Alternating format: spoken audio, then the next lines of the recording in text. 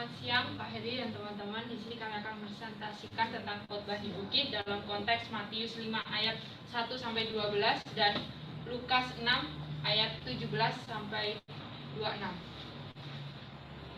Situasinya adalah khotbah di bukit ini menggambarkan pertobatan, metanoia, perubahan pikiran sepenuhnya dan kebenaran yang menjadi milik kerajaan. Artinya ini menggambarkan seperti apa kehidupan manusia dan komunitas manusia ketika mereka berada di bawah pemerintahan Tuhan yang penuh kasih.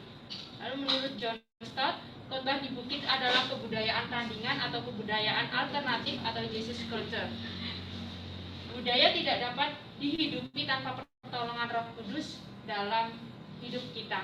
Tidak ada suatu apapun yang dapat menunjukkan kepada kita seberapa besar atau mutlak kebutuhan kita akan kelahiran baru.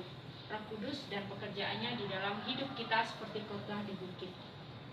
Persamaan kisah antara Matius dan Lukas adalah dalam teori sumber, yaitu siklum Hi. Terdiri dari materi tradisi ganda yang ada dalam Matius dan Lukas tetapi tidak ada di Markus. Topiknya sama, mengenai khotbah di bukit, dan Matius dan Lukas menyajikan dua versi ucapan bahagia yang sama, namun dalam konteks yang berbeda. Perbedaan kisah dalam konteks Matius di ayat pertama adalah naiklah ia ke atas bukit. Menurut John Stott mengatakan bahwa mungkin tempat datar itu terletak di bukit. Matius menyoroti secara global dan karena itu ia berkata naiklah ia ke atas bukit. Lalu dalam konteks Lukas dalam ayat 17, lalu ia turun. Menurut John Stott, Lukas menyoroti bagian atau daerah yang lebih kecil sehingga ia berkata turun ke tempat yang datar. Seperti inilah gambarannya. Lalu dalam konteks Matius dalam ayat 3 berkata miskin di hadapan Allah. Namun di Lukas hanya ada kata miskin. Kalau di Matius juga ada hanya di sini menjelaskan kerajaan surga, tapi di Lukas kerajaan Allah. Menurut John Stott, kemiskinan dan kelaparan yang dirujuk Yesus dalam ucapan bahagia dalam keadaan ini adalah dalam orang miskin dalam keadaan rohani. Lalu bagi orang Yahudi, kata Allah sangat sakral untuk digunakan sembarangan atau terlalu sering. Matius yang menulis kepada orang Yahudi itulah yang menyebabkan ia lebih sering memakai istilah kerajaan surga daripada kerajaan Allah. Lalu menurut Matthew Henry, Injil Lukas memaksudkan miskin sebagai miskin secara sosial ekonomi. Jadi orang yang mau meninggalkan segala sesuatu, baik harta bendanya itu adalah yang mempunyai kerajaan Allah. Memakai istilah kerajaan Allah artinya sama dengan kerajaan surga, tapi lebih gampang dimengerti oleh kaum non-Yahudi. Dalam konteks Matius, di sini adalah berkata dalam ayat 4 berduka cita. Namun di Lukas berkata sekarang ini menangis. Menurut John Stott, seseorang mungkin hampir menerjemahkan ucapan bahagia kedua ini berbahagialah yang tidak bahagia, untuk menarik perhatian pada paradoks mengejutkan yang dikandungnya. Lalu di Matius ada disebutkan tentang lemah lembut, tapi di Lukas tidak ada. Di konteks Matius dijelaskan lapar dan haus akan kebenaran, namun di Lukas hanya lapar saja. Menurut John Stott, mereka yang lapar dan haus akan kebenaran yang dia nyatakan diberkati dan aman untuk menyimpulkan dari sini bahwa kualitas lain yang dia sebutkan juga bersifat spiritual. Di dalam konteks Matius ada disebutkan murah hatinya, namun di Lukas tidak disebutkan. Menurut John Stott, murah hatinya berarti kemampuan melihat penderitaan orang lain dari sudut orang itu, tindakan untuk menolong.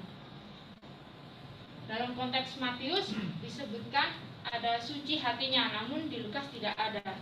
Dalam konteks Matius juga disebutkan ada membawa damai, namun di Lukas tidak ada. Dalam konteks Matius juga dianiaya oleh sebab kebenaran, namun di Lukas disebutkan karena anak manusia orang membenci kamu. Dalam Matius ada kamu dicela dan dianiaya. Di konteks Lukas mengucilkan kamu dan mencela. Dalam Matius menjelaskan bersukacita dan bergembiralah karena upahmu besar di surga. Namun di Lukas bersukacitalah pada waktu itu dan bergembiralah. Lalu selanjutnya di Lukas ada kata celakalah, namun di Matius tidak ada. Kata celakalah di sini muncul dalam ayat 24, 25 dan 26. Menurut John Stott, kata celakalah yang digunakan oleh Lukas berasal dari kata ouphai yang berarti celaka, bencana atau berkaitan dengan hal-hal yang mengerikan. Kata celaka ini diubah menjadi kata seru orang ketiga jamak berarti celakalah. Celakalah orang yang kaya, bukan hanya karena mereka kaya, tetapi karena implikasinya adalah mereka telah memilih kepuasan saat ini daripada kepuasan yang di masa depan.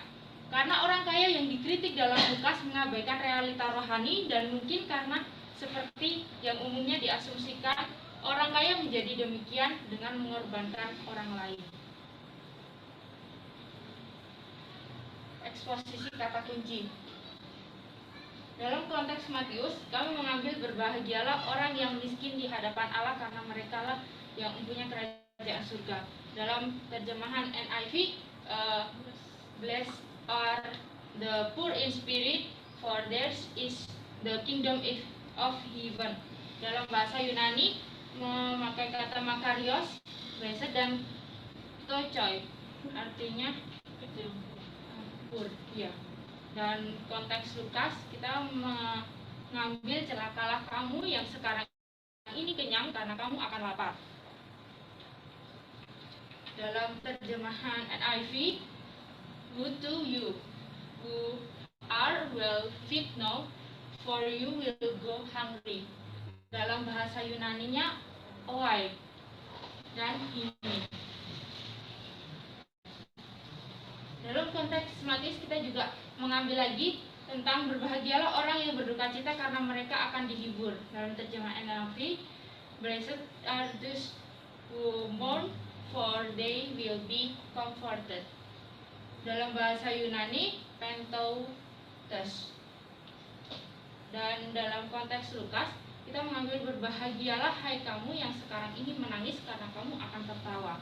Dalam terjemahan NIV, blessed are you who weep now, for you will laugh. Dalam bahasa Yunani, klientes, weeping. Dalam bahasa Yunani, Matius dan Lukas memakai makarios, artinya berbahagialah adjektif, nominatif, maskulin, plural. Dalam bahasa Yunani, Matius dan Lukas juga memakai tochoi, of one who chooses and covers hands bigly poor, adjektif, vokatif, maskulin, plural.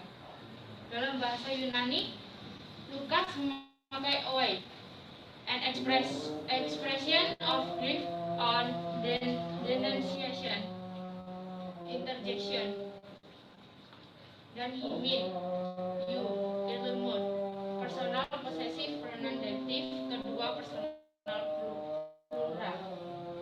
Dalam bahasa Yunani, Matius memakai pentoutes, to mourn, damai, for present participle, aktif, vokatif, maskulin, plural.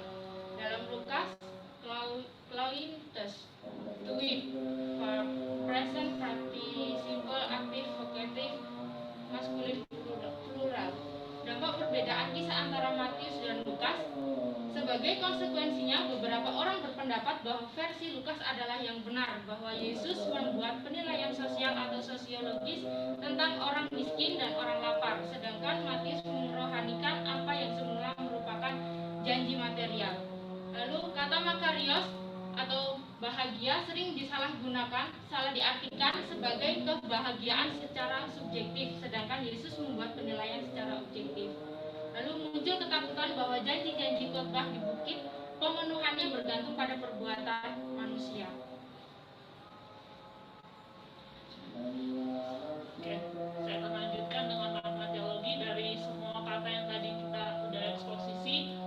Kata berbahagialah, sebenarnya kata makarios itu bukan bicara berbahagialah, tapi kata makarios itu mengandung arti kebahagiaan yang begitu mendalam dan tidak tersentuh. Artinya seperti ucapan selamat terhadap sesuatu yang didapatkan. kebahagiaan yang lengkap dan yang sama sekali tidak bergantung kepada kesempatan yang diberikan oleh pihak lain atau oleh hidup itu sendiri. Jadi maksudnya John Stott, makarios yang dimaksudkan Yesus itu berbicara tentang kebahagiaan yang tidak bergantung pada kondisi manusia itu sendiri. Bahagia atau makarios lebih mengarah pada perasaan bahagia yang berdasarkan pada sebuah fakta rohani yang baik. Terjemahan berbahagia bisa menimbulkan kesan yang subjektif dan tidak stabil.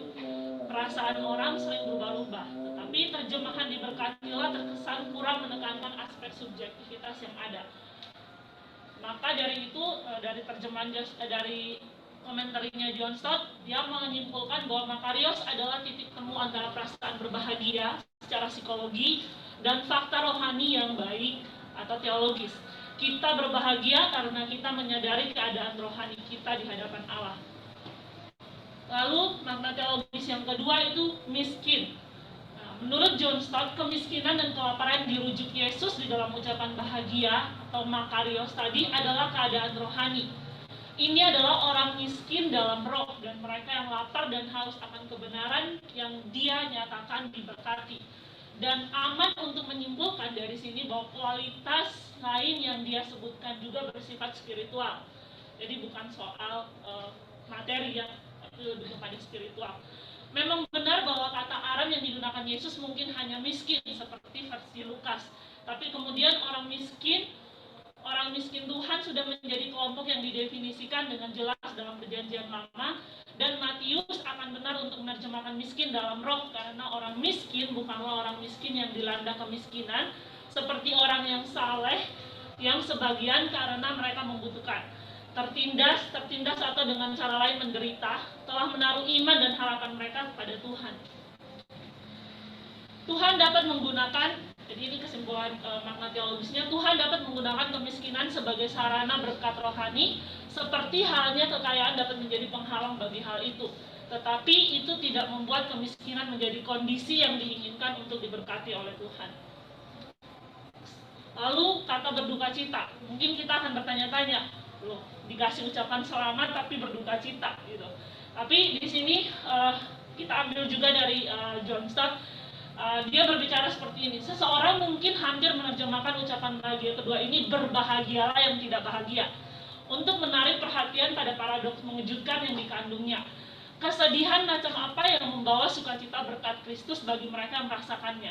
Jelas dari konteksnya bahwa mereka yang dijanjikan kenyamanan di sini bukan terutama mereka yang berduka karena kehilangan orang yang dicintai, tetapi mereka yang berduka karena kehilangan kepolosan mereka, kebenaran mereka, harga diri mereka. Bukan duka cita karena kehilangan yang dimaksud Kristus, tetapi duka cita pertobatan. Sumbernya di bawah ada. Lalu makna celakalah. Kata celaka yang digunakan oleh Lukas berasal dari kata ovai, yang berarti celaka, bencana atau berkaitan dengan hal-hal yang mengerikan. Kata celaka diubah menjadi kata seru orang ketiga jamak, berarti celakalah. Celakalah orang yang kaya, tois ploisiois. Bukan hanya karena mereka kaya, tetapi karena implikasinya adalah mereka telah memilih kepuasan saat ini, artinya kepuasan secara materi. Cukup, jadi mereka tidak butuh Tuhan. Gitu. Ini daripada kepuasan masa depan, karena orang kaya yang dikritik dalam Lukas mengabaikan realitas rohani. Dan mungkin karena seperti yang umumnya diasumsikan, orang kaya menjadi demikian dengan mengorbankan orang lain. Nah, dari semua eksposisi itu dan ada makna teologis tadi, kita menarik kesimpulan solusi bahwa secara kontekstual ada beberapa perbedaan cara penulisan di dalam versi Matius dan Lukas. Tetapi itu wajar karena memang kedua kitab tersebut ditulis oleh orang yang berbeda dengan latar belakang yang berbeda. Tetapi kalau kita telah lebih lanjut, masih memiliki maksud yang serupa. Matius adalah orang Yahudi asli dan ia juga merupakan salah satu dari 12 murid Yesus, sehingga informasinya langsung dari narasumber, yaitu Yesus sendiri. Sedangkan Lukas sebagai seorang penulis kitab Lukas adalah seorang penulis Yunani, satu-satunya orang bukan Yahudi yang menulis sebuah kitab di dalam Alkitab. Lukas bukan bagian dari 12 murid, sehingga dia tidak menjadi saksi mata dari semua peristiwa tersebut. Kedua, Kedua Injil sinoptik ini sama-sama menekankan nilai-nilai kerajaan Allah di bagian awal. Ucapan bahagia akan membawa pada situasi di bagian akhir. Kita akan menikmati semua di bagian akhir setiap ucapan bukan karena usaha kita.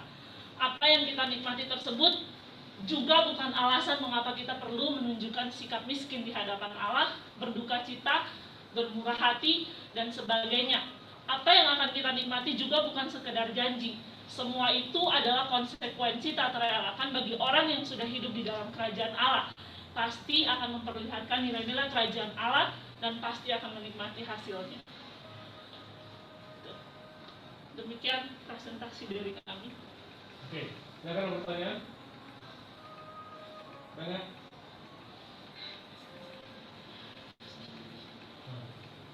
Sudahlah. Ikutnya